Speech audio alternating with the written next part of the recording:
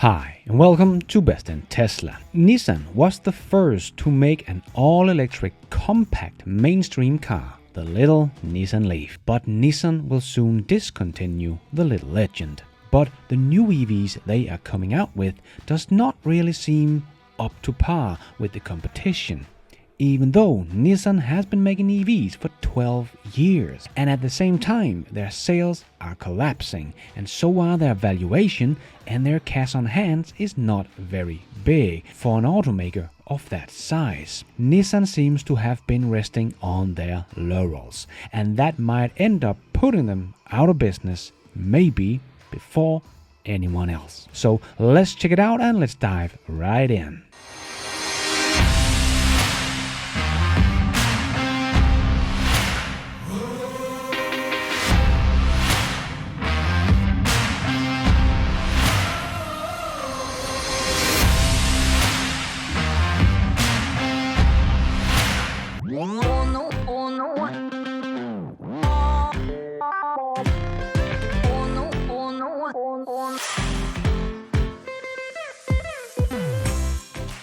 The Nissan Leaf, the first all-electric compact mainstream model originally introduced in 2010, is coming to an end. But it leaves Nissan worse off than what Nissan was back in 2010. You should think that the automaker that has been making mainstream electric cars for 12 years would now sit very well to take over the world with its many years of experience with the electric car and have some of the best EVs on the market, but that is unfortunately not the case. Like the Nissan Array, that is a smaller car than the Model Y, but has a much bigger battery. It comes with a 91 kilowatt-hour battery pack. According to Bjørn Nyland, who did a real-world test of the Array, said that it had about 447 kilometers of real-world range.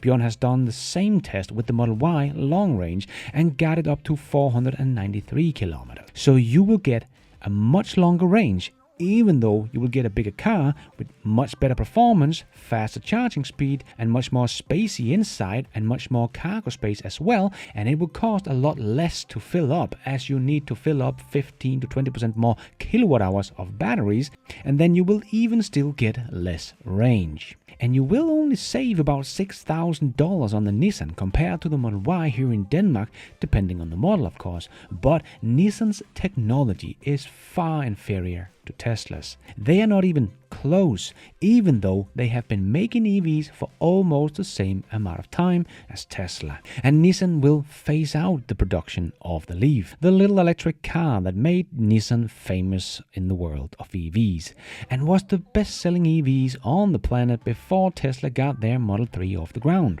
But the Leaf has been in production since 2010, so just 2 years after the Roadster came out, and 2 years before the Model S, or 7 years before the Chevy Bolt. So you get the picture. Nissan is one of the automakers that for the longest have been producing EVs. Global sales totaled 577,000 Leafs by February 2022. So that is the total amount of Leafs on the street today. So that is cumulated sales over the last 12 years, so an average of 48,000 a year. As I talked about in my video about the Model Y takeover, I do expect the Model Y to deliver about 850,000 units just here in 2022. How is it even possible to have been producing their cars for 12 years and not has been able to ramp up? We did see a little bump in 2013 and 14 in sales, but the sales numbers today is not really bigger than they were 12 years ago. So how is it possible when you see someone like Tesla only seems limited to how fast they can ramp up production?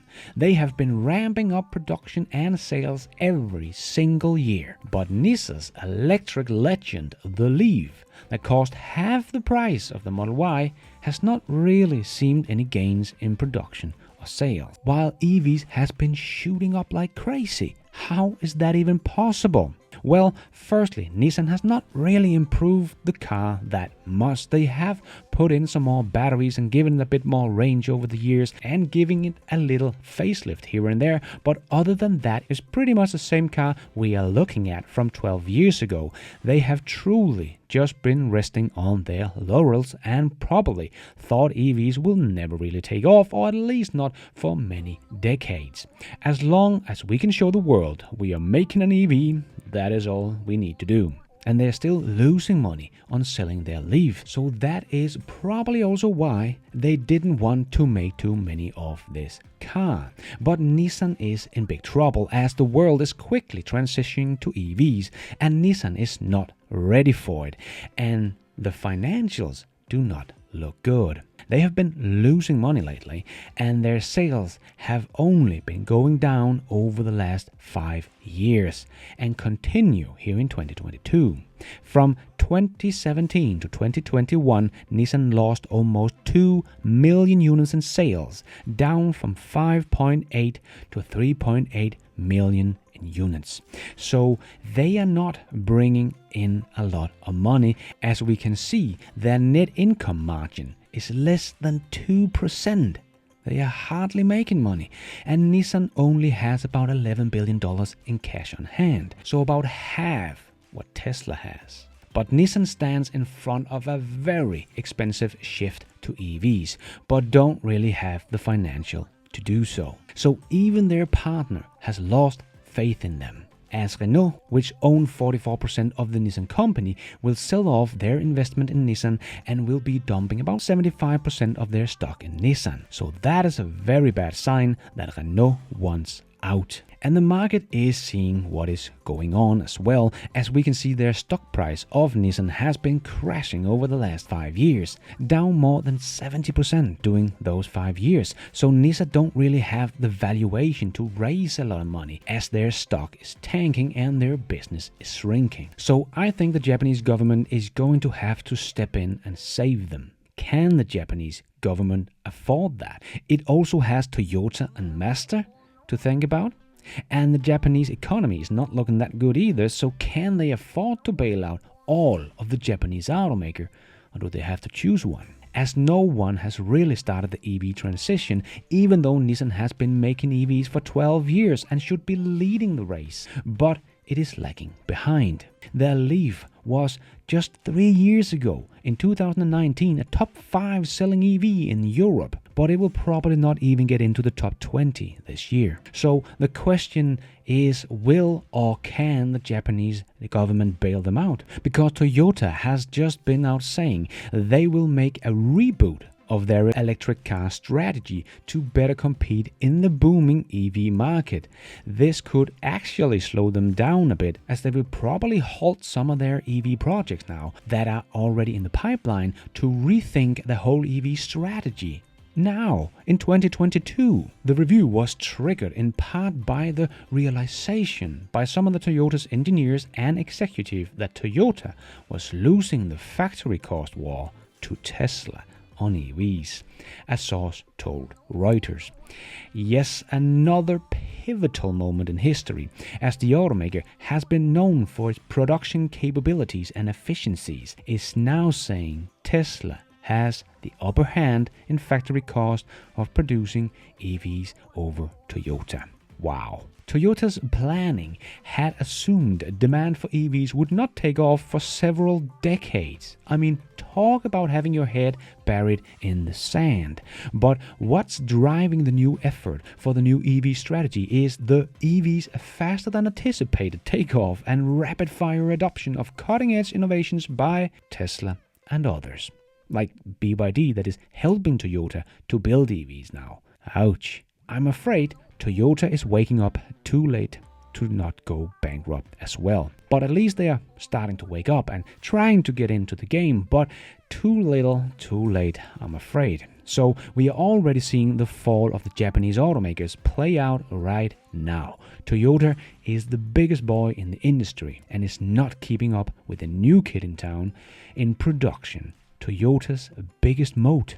And Nissan, the automaker that came with the first mainstream compact EV over a decade ago, that won the Car of the Year award in 2011, they should be leading, but is lagging behind and is looking like one of the first to go under, as their economy is really not looking good either. I feel sorry for the little Leaf. It had such good potential and could have been the affordable EV everyone is screaming for today. But now Nissan is discontinuing the little legend, and the Ariya is not keeping up with the competition, and I'm not just talking Tesla here. Nissan doesn't seem to have any advantage in the EV race, even with their decades of experience. So I don't have very high hopes for the Leaf's replacement, whatever that might be.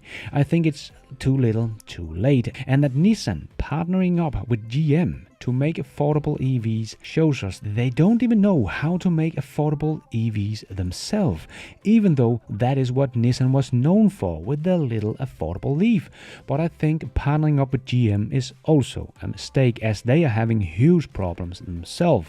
Their Bolt got recalled in 2021, and GM's EV sales pretty much disappeared at the end of 2021. They started production up again here in 2022, but the Cadillac Lyriq has now been recalled, and so has the Hummer EV.